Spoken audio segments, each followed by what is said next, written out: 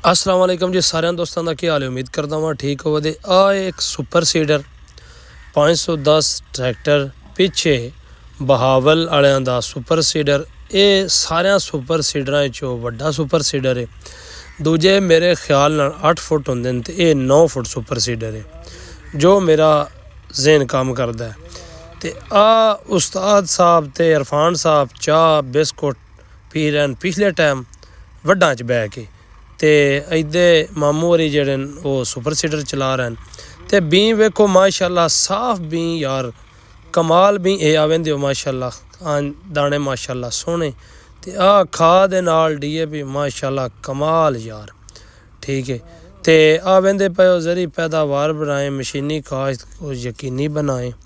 ते नवा ये नवी जदीद कंपनी जी है ना उस नवा सुपर सीडर कढ़िया है। लेकिन ये तकरीबन 200-250 किला सुपर सीडर इहदे करते हैं यार। बड़ा ही अच्छा है सुपर सीडर है। इहदा यार जवाब बड़ा ही कमाल है। सारे चो वाधू वेंदे हो रूसी भी इंज फिरदा पे जिवें 85 पे फिरदा है ब्रेकां ते।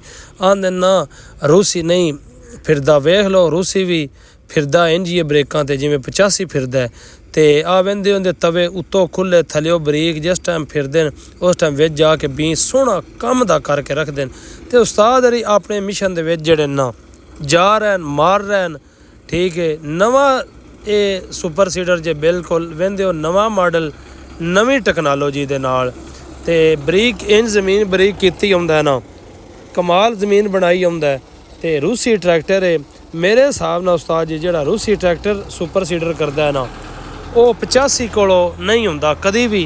लिहाजा कि जिन्हें सुपर सीडर पाने मेरा मशवरा है जे वो तुसी रूसी नाल सुपर सीडर करया करो। ड्रिल भी मारदा ते रूसी मारदा दूजियां कोल वो भी नहीं बजदी। बसदे रहो सजनों। जिन्हें साढ़े चैनल सबसक्राइब नहीं किया फॉलो नहीं किया जल्दी साढ़े चैनल सबसक्राइब कर लो फॉलो कर लो।